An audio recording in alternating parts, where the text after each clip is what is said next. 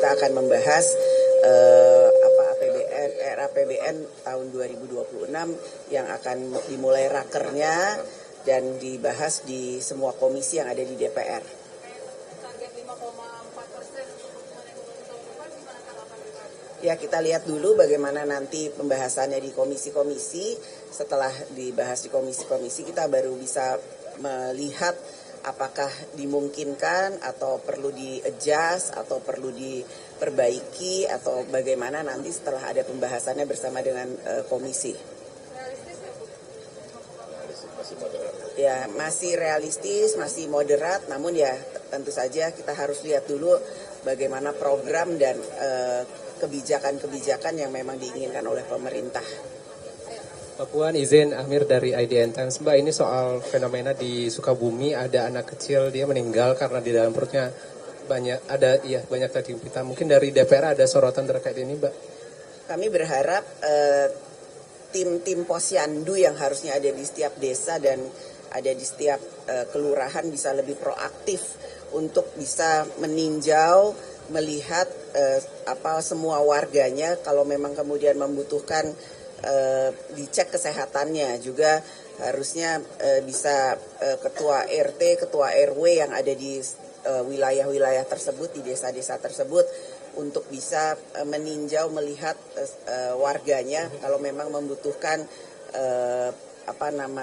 cek kesehatan dan melaporkan kalau kemudian dibutuhkan cek kesehatan dan kalau juga dibutuhkan mungkin diperlukannya kartu BPJS dan dilaporkan ke pemerintahan atau Pemda setempatnya. Jadi kita proaktif lah sama-sama untuk mendorong jangan sampai hal seperti ini terulang kembali. Artinya bantuan sosial ini nggak bisa rata.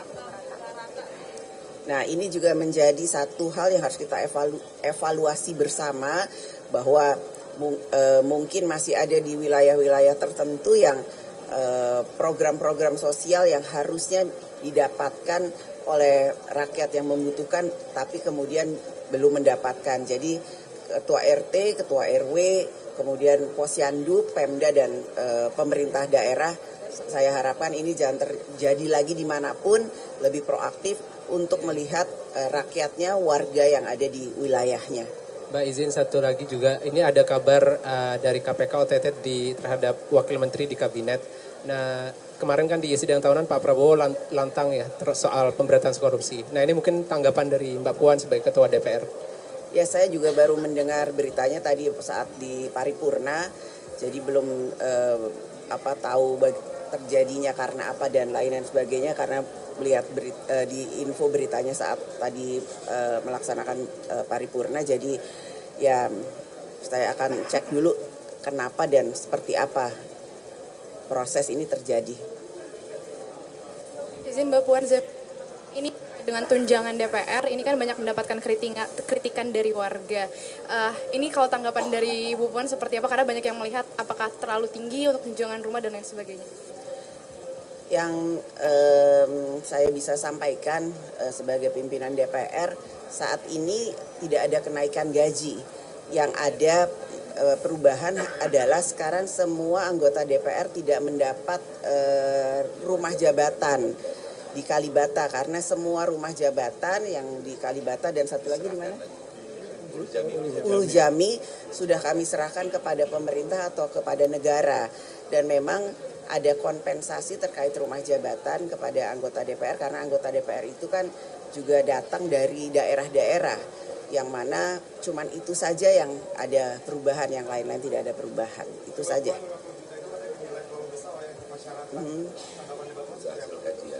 Itu sudah dikaji dengan sebaik-baiknya sesuai dengan kondisi ataupun harga yang ada di Jakarta, karena kan kantornya ada di Jakarta. Namun apapun, kami pimpinan DPR akan memperhatikan aspirasi dan apa yang disampaikan oleh masyarakat. Tolong selalu awasi kinerja dari kami di DPR. Kalau kemudian ada hal-hal yang memang dianggap masih belum sempurna, masih terlalu berlebihan, tentu saja kami akan mengevaluasi hal tersebut.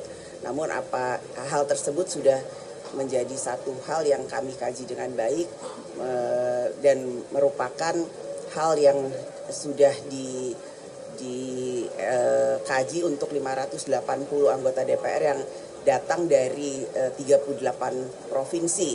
Jadi namun apa yang menjadi aspirasi dan masukan dari masyarakat akan kami sangat perhatikan. Mbak Puan izin ada 2 pertanyaan. Ini pertama, di media sosial ada ajakan ke masyarakat untuk aksi demonstrasi tanggal 25 Agustus terkait tunjangan dan gaji DPR yang dinilai terlalu tinggi. Sikap dari DPR seperti apa, dan kemudian harapan dari pimpinan DPR terkait hakim konstitusi yang baru itu gimana Mbak? Terima kasih.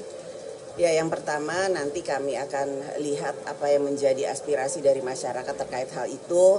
Nanti teman-teman yang kemudian menyatakan aspirasi tersebut insya Allah akan diterima oleh teman-teman yang ada di sini. Di sini ada badan aspirasi masyarakat untuk menampung apa yang menjadi keberatannya, apa yang menjadi keluhannya, juga untuk bisa mendengar apa saja yang akan menjadi aspirasi dan juga mendengar kenapa hal itu terjadi.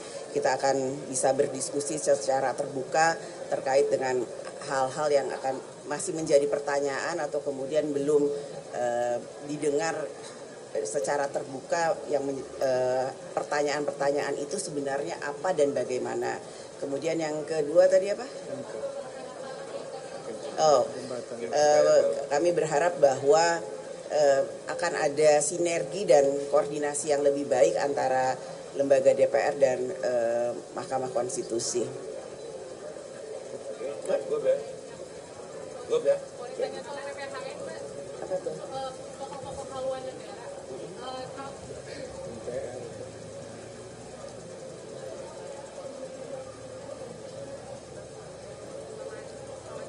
Masih dibahas di MPR. PPHN kan masih dibahas di MPR. Tanya soal pokok-pokok haluan negara kan sedang disusun oleh MPR ya, Mbak Puan, ini tanggapan dari DPR bagaimana soal rencana tersebut, dan apakah DPR sudah mendengar bentuk dari PPHN ini akan seperti apa? Apakah TAP MPR atau undang-undang?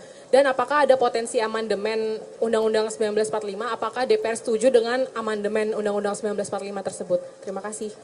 Tolong tanyakan ke MPR karena belum ada pertemuan antar lembaga MPR dan DPR terkait dengan hal itu. Ya, terima kasih.